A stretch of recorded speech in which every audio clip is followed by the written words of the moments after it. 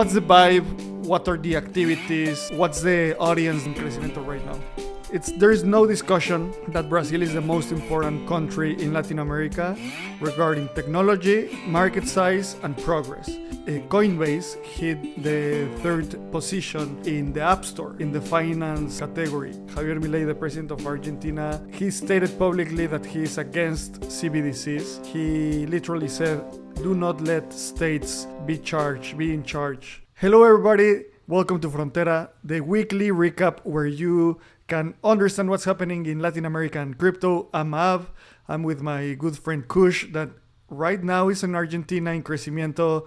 It seems that it's the hottest place in the world for crypto this week. How are you, my friend? GM, I'm super happy to be here with you, man. I'm currently recording live from the Crecimiento co-working space here in Buenos Aires, Argentina. I just got in at 4 in the morning, been here all day, back-to-back meetings, super stoked and excited. We've got a big week for everyone today. Man, I think that let's start with Crecimiento. We're gonna talk about Crecimiento. We're gonna talk a little bit more about Argentina, also about Brazil and its CBDC. If you're subscribed to Frontera's newsletter, you're gonna get this report right to your inbox, and we're gonna go through it. But I want to start with Crecimiento. There's been a lot of hype around what's happening there, so give us a little bit a rundown on what's the vibe, what are the activities, what's the audience in Crecimiento right now. Yeah, it is packed. It's so packed. In fact, probably some of the people that are listening to this podcast or watching the video are going to hear a little bit of background noise. Every single space is taken up. I'm sitting on the floor. It just gives you a sense for how many people are here. The energy is super electric, loads of events, loads of talks. They just wrapped up a ZK City, which is super cool. There's just like a ton of things going on right now. I'm super happy to be here. I'm here with the whole OISA team as well. But yeah, excited to just like dive into what's happening here in Argentina and what I've seen so far.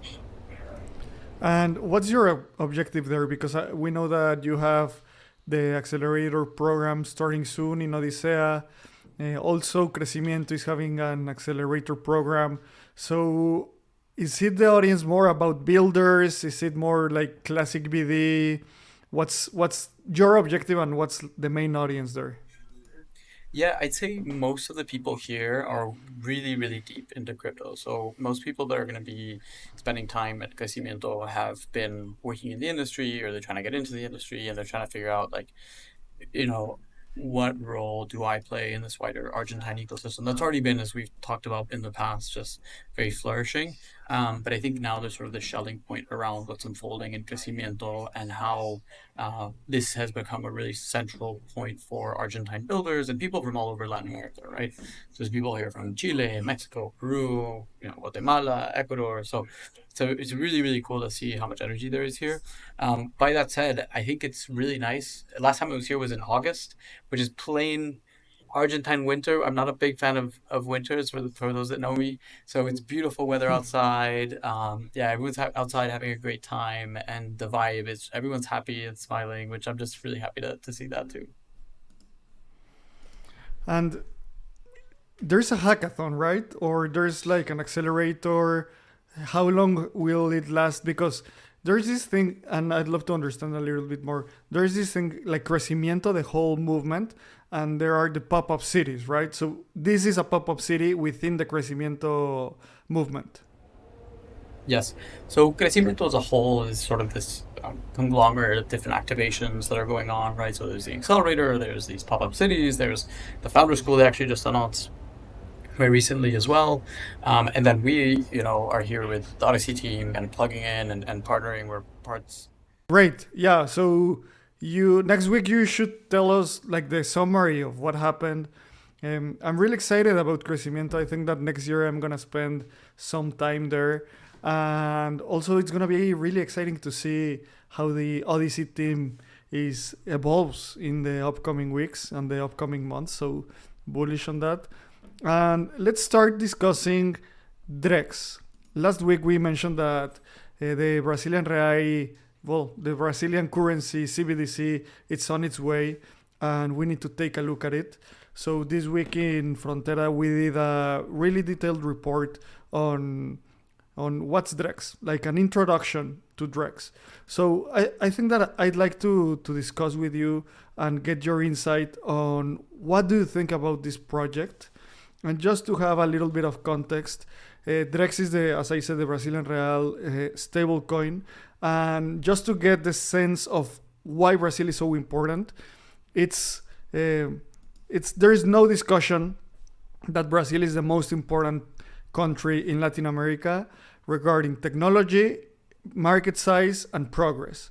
In the Frontera report that we published, the more than 46% of all crypto teams and projects come from Brazil. It's the most advanced market, and not only in crypto, but also in all technology.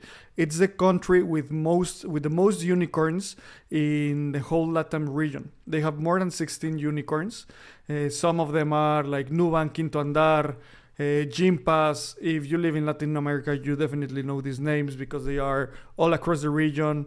So Brazilians are the most advanced economy and the most advanced country in technology. And now the CBDC is coming. They are also one of the most advanced countries in finance. They have this system called PIX, that is basically a QR system where you say, okay, I want to collect an invoice of 100 reais.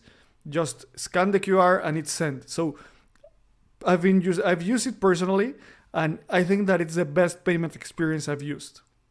And when you go to Brazil, if you go to Rio or to Sao Paulo, there's people like collecting all payments with Pix, from people selling in the street, from people begging for money and having like a Pix QR code. So it's crazy the penetration of this payment system.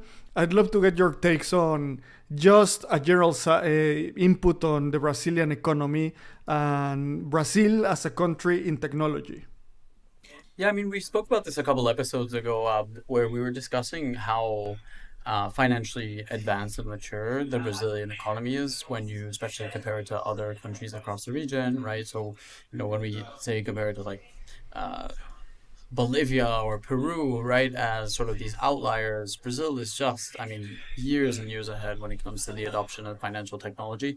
And again, it's just evidenced by the number of startups that have emerged from the region that have gone on to be incredibly valuable companies. You spend a lot of time working in management consulting throughout Latin America, so you're also like intimately familiar with a lot more of the kind of on the ground dynamics. I think I can speak to things at a bit more of a higher level, which is ultimately the way that I see things at, given Brazil was already sort of an innovator on the PIX payment system. I'm actually going to be heading to Brazil in a few days' time. So I'll be able to, our next podcast, we're hopefully going to be able to record it live too, which is really exciting. I'll be in Mexico City, but, and I'll be able to share like a few more reflections on what I see in Brazil. So I think fundamentally, like the question here is like, is this net good or net bad? I think one of the things that we were discussing last time was this bill that proposed to basically ban stablecoins or so the capacity for one to self-custody stablecoins in Brazil. And that's concerning. It wasn't even, usually there's like a bit of a progression to the way these things go. But the fact that it was like, hey, Drex is going live and we're using Chainlink CCIP. And, oh, by the way, you also can't self-custody stablecoins because we need to have control over how you spend and move your money. That is super concerning to me. Just like at a first principles level, not even just at a direct critique of the Brazilian sort of CBDC plan. I do firmly believe that we need to leverage these technologies for what they were originally kind of designed for, right? Which is for people to be self-sovereign, for people to not have to rely on these centralized parties of power. But technology ultimately is neutral, right? And it's how we implement it, how we develop it, how we choose to adopt it that really matters. But, I mean, give me your rundown. Again, like you worked a lot in management consulting. You spent a fair amount of time in the region as well. So, how do you see this kind of development of the CBDC rolling into what you've seen historically across the Brazilian fintech landscape? Yeah, well, the last time I was in Brazil was a couple of years ago when I was at Bitso. we did an offsite, like the leadership team in Sao Paulo. And I worked 4 years at a Brazilian management consulting firm. And I can say that one of the most important things that I've realized about Brazilians is that they are naturally a really joyful people, but also an aggressive people. And aggressive not in the sense of like violence, but in the sense of straightforward people, really making their presence be seen. And that's really embedded in their culture. And the connection between joy and this being aggressive, you can see it. They're just loud, they dance, they move, they in business, they are really determined. And I think that that's one of the things that you can see in their startups. They are not worried about challenging the incumbents. For example, in Mexico, I think that we have a lot more, like the people, the population are less prone to be challenged and to do challenges. In Brazil, it's completely different. And regarding the CBDC, I share your concerns in the way that at the end it's a CBDC. It's something that is dependent on the government. It'll run on Hyperledger, that it's basically a private database. They call them private blockchain, but I think that something like a private blockchain is an oxymoron. It shouldn't exist. Also, they're connected with Nubank, with Microsoft, with Visa, with Chainlink, and you can read all of this in the report that we posted in the newsletter. You can subscribe the subscription button is in the show notes. And I think it's really concerning, this combination of elements of banning, withdrawing stable coins to self-custodial wallets, and the development of the CBDC. Right now, they're in the second phase. The first phase of Drex was testing some transactions. Now the second phase is on governance, and this is one of the things that it's just going to happen. And I'm kind of worried also because Brazil also during the last months was with a lot of polemics. They've banned X, and basically they were people from the X team needed to flee Brazil because they were going to get arrested or something. So it's the combination of that with a CBDC. I think that we should be really cautious, specifically in that country. Yeah, I mean, I think it's a shame, right? Because clearly Brazil has sort of showcased itself as a world leader, really, when it comes to the fact they're building this stuff on they're using Chainlink for their cross-chain intercommunications protocol, right? They're actually architecturally, it's a really fascinating sort of design. Again, I think the parts that are concerning for me are the fact that, one, it's being built on a centralized blockchain as well. Two, the fact that they're simultaneously trying to introduce legislation that bans people to self-custody their assets. And this is really the dystopian future that a lot of us were concerned about.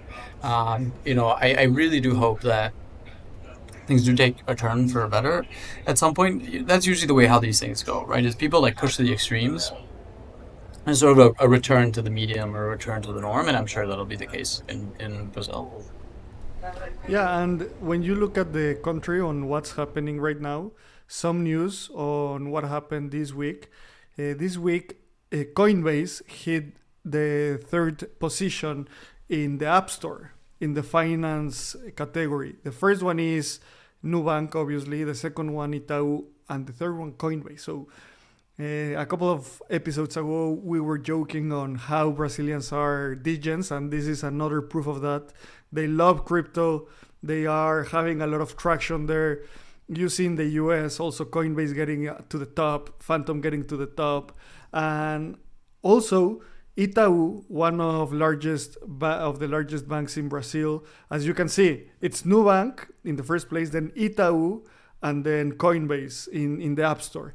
And generally banking, Itau is huge, and they announced this week that they're going to enable BTC and ETH transfers to self-custodial wallets. So you can see how this thing is evolving, right? Maybe they're okay with ETH, they're okay with BTC, but they're not okay with stablecoins. Also, I know from experience that a lot of trade There's a lot of trade finance settled in USDT over Tron in Brazil. So I can see the government how they wanna control those flows. And the final news on Brazil, and then I'd love to get your take there, is that the amount of money trading in crypto in Brazil, it's around of $1.2 trillion. I made the conversion from 7.2 trillion reals, and it's $1.2 trillion, and it has grown 11% this year. So this is a huge economy for crypto, and in one side we have one of the most advanced ecosystems, and in the other side the CBDC that looks like really confronting this evolution. What's your take there? I mean, I again, it's kind of this duality of like, hey, we're going to be very pro innovation and very pro tech, and then at the same time, like, it's got to be done our way. And I just really, really don't like it. And I know we don't have this on the docket here, but I know a lot of the listeners in the audience will think this is interesting, and it's something we've talked about before. And I think a lot of the intention behind Frontera as well is to talk about like, well, okay, so there's this market, there's Brazil as sort of an interesting market. I shared a news article with you that was shared about how Coinbase is basically looking to enter the Brazilian market, working with Charles Wicks, which is one of the bigger sort of like investor influencers in Brazil. And just thinking about like go-to-market strategies for the region, specifically within the context that Brazil is like very pro investment, very pro how do we allocate more resources on innovative like sort of rails, right? Which Pix and Drex but I did think, and I was really curious because I know you do a lot of like thinking around growth and so forth. Like, what do you think about that as a go-to-market strategy within Latin America, within Brazil as well? Basically, like going through influencers, specifically, those who are focused on investing and looking to push certain products through influencers. Yeah, I think it's an interesting take because I've seen that when like working at Bitso, working at different companies. For example, Binance has this global alliance with Cristiano Ronaldo.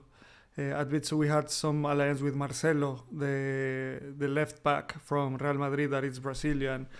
And I think that in that sense, you really need to think about the customer persona that you're addressing. Because if you go really broad, it's going to be a waste of money.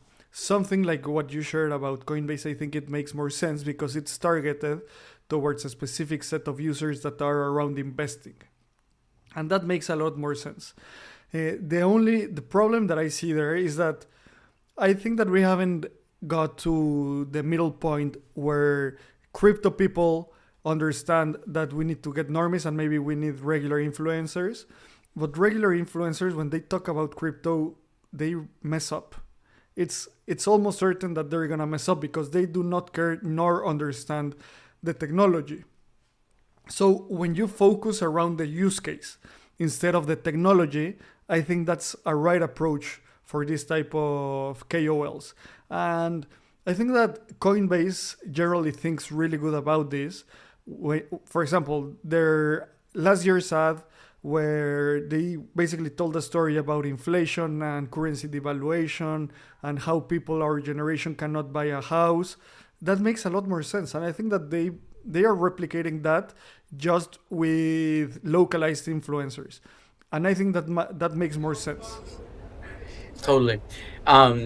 There was, in fact, now that I'm here in Argentina, I was chatting with one of the collaborators at Odyssey, and he was mentioning how when now there was a campaign at one point where Messi, with the warm-up jersey he was wearing, had the Binance logo on it, and how that was just like a huge driver for growth because Messi's like an idol here, right?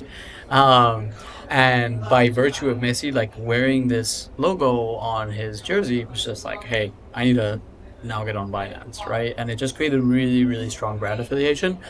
So it's just really fascinating to see how we position, whether it's like Charles Wicks or Messi or others, to sort of add that social cachet that especially foreign companies don't have, right? Because there's a lot of different options for you to get in and out of crypto here in Argentina, a lot of local companies, but very few of them have the purchasing power to be able to put the Binance or their company Yeah. logo on Messi's warm-up jersey. Yeah. And I think that one important part is thinking about the first order metric and the second order metric when you do this. The first order metric would be how many new accounts we can get, right? How many new users. But I'd love to see retention of those users, because maybe if Messi tells an Argentinian go and download this app, a lot of people's gonna do it. But once they joined, maybe they drop off in 1 week, 1 day, you know? So that's why it's so important to have the right approach in the middle term and long term. So yeah, I love that. Like all those growth strategies and acquisition, Argentina, Mexico, Latin America, Chile, everywhere there, everywhere here is really different than how people address it in Europe or the US. And There was another interesting growth strategy that I saw. Um, Coinbase put the at a basketball game, if I'm not mistaken, they had like a say scan this QR code and you have to download the Coinbase wallet and they give you like $10 in free Bitcoin. Those are just like really fascinating growth strategies for me, where you go like direct to where people feel like super amped. Particularly now that there's been sort of price appreciation and you're like in a very vibrant ecosystem, and then you're like, oh my god, I can get $10 in Bitcoin. It's just these growth strategies for me are always like really fascinating, especially because we work with a lot of early stage founders, and like growth hacking is one of their biggest challenges usually. yeah, I think that personally my favorite approach with startups, with really early startups, is getting a small set, like a small community, and just make sure you can scale that. It's absolutely different, as you're saying, with huge companies, enterprise companies, that they have millions of dollars to deploy, right? So let's move on. Let's move on to Argentina. Milei keeps dropping some interesting takes, some interesting news. And this week, Javier Milei, the president of Argentina, he stated publicly that he is against CBDCs. He literally said, "Do not let states be in charge." Reading a quote, he said, "Another historic monopoly that has cracked the technology is the monopoly of money." So people around the world are tired of seigniorage and taxes. So this is absolutely the other side of the coin. Again, with Argentina and a neighbor country, Brazil, and we come to the Lex Friedman Milei episode. You just need to listen to that and understand what this guy is about. He's about reducing the size of the state, putting different currencies to compete. So this is it's a classic Milei take. Totally. I mean, I think it's like, again, these things go hand in hand, right? It's like when we even jump back to the Brazil conversation, it's like, oh, cool, like they're developing a CBDC, and simultaneously they're also looking to like withdraw your capacity to self custody your assets, right? And then we see in Milei is like these much more libertarian, small state policies, with that just align with a wider rhetoric, right? And so it's like it's not surprising at all, right? Like Milei has been a proponent of Bitcoin, and therefore, it's just like very clear that this is something that he would feel strongly about, and I totally get it. And it's certainly a sentiment that I share. And again, one of my big concerns when it comes to CBDCs is why I'm such a big fan of local decentralized stablecoins, right? Like sometimes I really question the extent to which like is the optimal outcome really for us to all basically adopt like a single stablecoin that's super centralized? No, it's like we observe this in nature as well. It's like we need resilient plural ecosystems in order for us to have thriving um, foundations for us to be able to function and coordinate with one another. Absolutely, that's a great debate on stablecoins in general. When you put money to compete, what's gonna win? And I think that if you look at the reality, most likely that it's gonna be the US dollar today. If you put the US dollar to compete with everything, that might win. And that's also kind of risky because we would be dependent on the Federal Reserve and the US political system and all of that. And I want to share with the community, with the Frontera community, this tweet about that Vitalik put, that right now the Rs USD FX is exactly at the same level as it was 1 year ago. quite impressive turnaround for a currency that was previously on a seemingly unstoppable road to hyperinflation. Inflation rates have also been decreasing quickly in the recent months. And that's basically around the same thing. The small state thesis, deregulation of Milei, he stopped price gouging. It seems that right now is a really, I don't know, there's a lot of hope. How do you feel Argentina? Do you feel like more hope than when you were 1 year ago there? To be honest, particularly given that I surround myself in uh, crypto-centric circles, it's hard for me to get like an objective take on where the country stands and the general sentiment on Milei. But that said, I do think that everyone generally is like by and large quite positive, and very hopeful and very optimistic and very much so appreciative of the fact that, hey, um, the peso is no longer devaluating itself at an astounding rate, right? Therefore, I think the consequences for people that are perhaps coming from outside, that are, sort of their purchasing power is denominated in dollars, like Argentina might feel a little bit more expensive than it was a few months ago, or a year, or a few years ago as well, right? So I think overall, frankly, this is net good for Argentina. And I think that Milei's policies on the monetary front have been super, super effective, to be honest. Yeah, so that's my take. Like, I'm curious, have you had many conversations with people from Argentina and people that are kind of, yeah, what have people's reactions been? Or, even it's interesting, right? Like, what do you see and come across on crypto Twitter? Because I definitely feel we live in this very narrow echo chamber. Yeah, yeah, yeah. Well, I've had a couple of conversations with friends that are not in crypto but are Argentinian, and most of them they have either two takes. They are either really bullish on what's happening in Argentina with Milei, or they haven't paid that much attention because maybe they are not in Argentina because they needed to migrate because of the economic situation. But they say, well, the other day I was having dinner with one friend and he told me, well, now we have things in the supermarket. And that's crazy. That's a crazy take.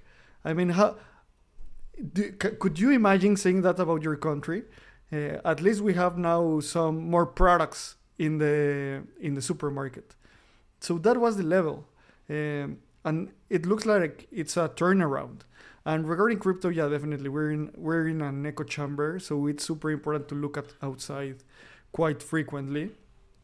And moving along with Argentina, another interesting thing that happened this week is that El Salvador and Argentina signed an agreement to help develop the crypto industry. So El Salvador has some of the most comprehensive laws around crypto. They have a crypto license. I've personally explored it. I've constituted companies in El Salvador, so I know how easy it is, how open they are, and now they seem that they're gonna help move the needle in Argentina. I think that this frontera is about, we've talked a lot about two poles, like two stances that are opposing. While El Salvador is going to help Argentina, also this week it's speculation that El Salvador is going to stop making Bitcoin compulsory for companies. And this is because the International Monetary Fund is going to give them a loan of $1 billion. And one of the conditions to do this is to stop forcing companies to accept Bitcoin. So a win and a loss on the same week for El Salvador. How do you see this? I mean, to me, this is like what Bukele's thesis was, and it's playing out throughout the rest of the region, right? Like across the Americas. Bukele said, we are going to be the most pro crypto country in the world, and we're going to lead the way, and we're going to be pioneers in this because we can't compete on knowledge based industries yet.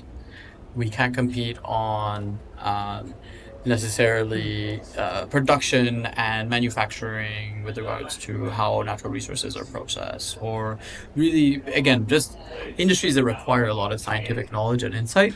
So what is El Salvador done? They said, hey, what are really low-hanging fruit ways for us to leverage our jurisdiction to facilitate the innovation ecosystem in our country and attract investment? I mean, Google set up shop in El Salvador. You talked about how easy it is to set up a company in El Salvador. I've explored that as well. I mean, El Salvador is a really, really underrated jurisdiction for crypto adoption, the energy return on investment, right? So basically, like the effort that Bukele had to do in order for all of these changes to happen was quite minimal. He just had to basically work very closely with Congress and the courts to adjust a few different things, make Bitcoin legal tender, take a very pro crypto, pro innovation law and put it into action.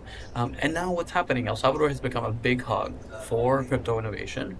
And not only that, they're exporting that knowledge to other countries, right? So I think like the thesis of El Salvador is 100% spot on. I think it's a thesis that Latin America as a whole needs to adopt, to be honest. It's the only way that we're going to be able to leapfrog and catch up with the likes of more advanced economies in the north, right? And it's what we've seen happen in Singapore and other East Asian countries as well. They said we can never compete with the United States or Europe when it comes to goods manufacturing, for example, right? What are we going to do? We're going to focus on financial services industry because the lift that it takes from a regulatory standpoint is relatively minimal and the upside is huge. And so I'm so excited. This is one of the things that this is why I am in crypto, because I want to see more Latin American countries pull these relatively low hanging fruits and be able to really reap the benefits of that. So I'm super bullish on what's happening in El Salvador. I think a lot of these incumbent institutions obviously are uncomfortable with what's happening. It's new. This isn't the way that the old school goes. But I mean, yeah, I mean, what do you think? I mean, you're a builder. You've incorporated companies in El Salvador. Like, aren't you so freaking bullish on what's happening there? Because to me, it just makes me like super amped about the developments in the region. Yeah, and also studying the history of different countries. This is like the classical roadmap. A small country with limited resources, not natural resources, but specifically El Salvador had limited resources around territory, population, and high violence. So basically, that reduces the ability of any country to execute. So it seems like Bukele read Lee Kuan Yew's biography, the founder of Singapore, and it's running kind of a similar experiment in Latin America. The the main motto of Lee Kuan Yew, the founder of Salvador, was identify what works and do it, like really pragmatic. And this crypto strategy from El Salvador is working, and they're gonna keep doing it until it doesn't work. And for me, it's quite obvious that it's a really low hanging fruit, as you mentioned. Totally, totally. That's why I'm really like excited about these stronger leaders who are able to really like push forward a certain direction when it comes to the way the country is heading. So long as there always has to be sort of this counterbalance. And I mean, I have quite a few friends from Singapore, and uh, they're they sometimes voice sort of concerns with regards to civil liberties and so forth. But again, it's all ultimately is like, what is the net good? And there have been like questions around kind of El Salvador's incarceration policies and so forth. But it's like, is your society more free, more prosperous with these policies than were these not to be the case? And the resounding answer for me is absolutely yes.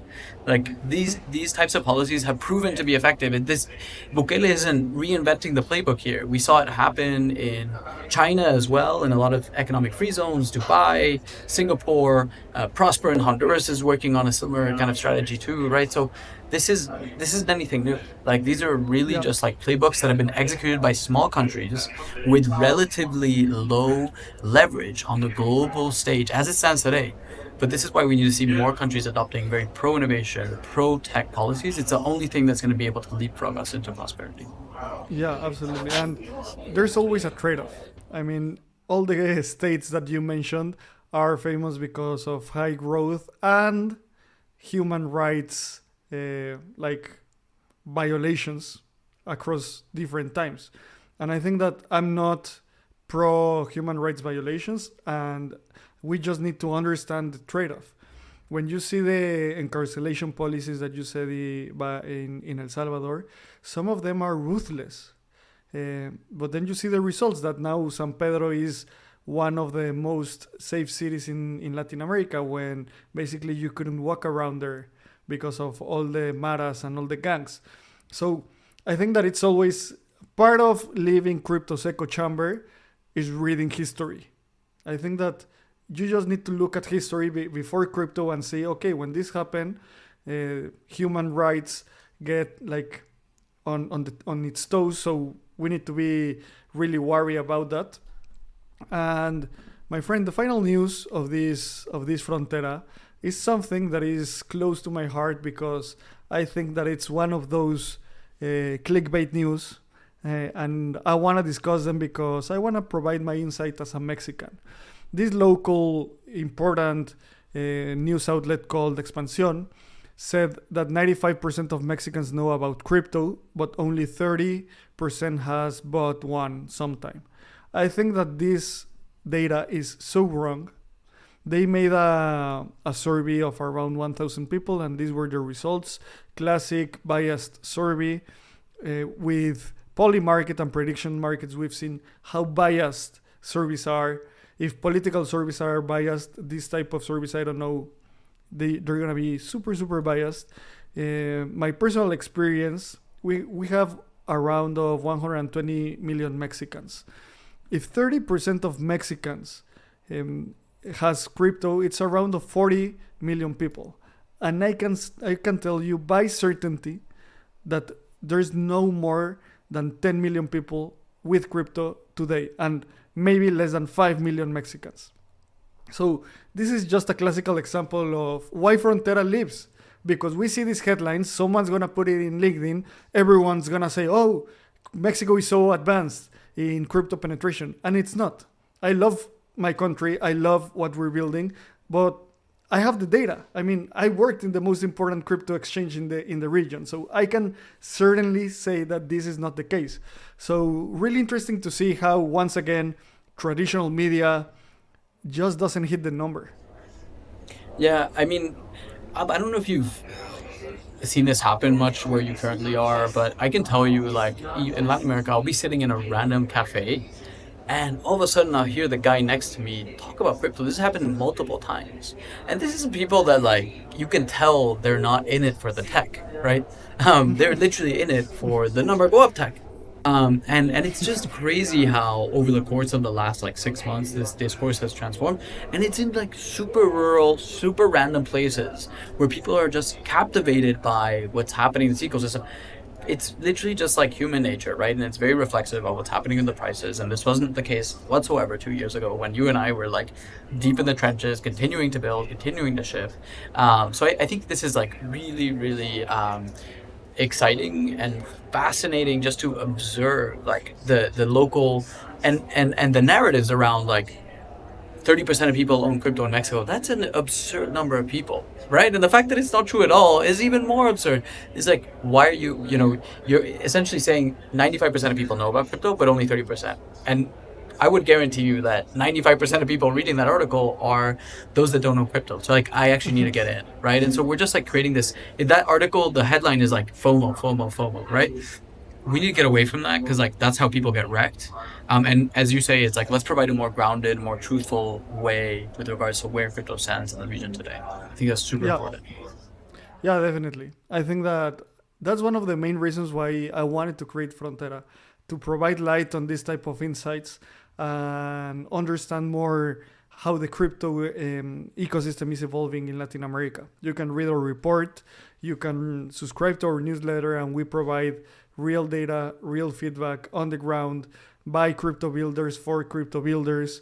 And so to close, man, you're going to be next in Brazil next week. When are you? No, Mexico City. Yeah, so the next podcast, we're actually going to be able to do it in person, which I'm super stoked about.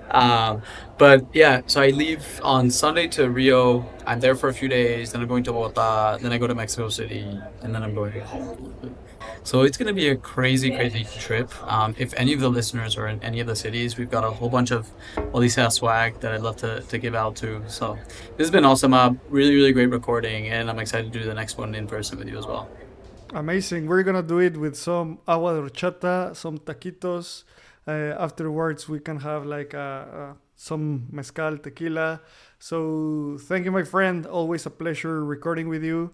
And thank you to the whole Frontera community. Some cool things coming. See you next week.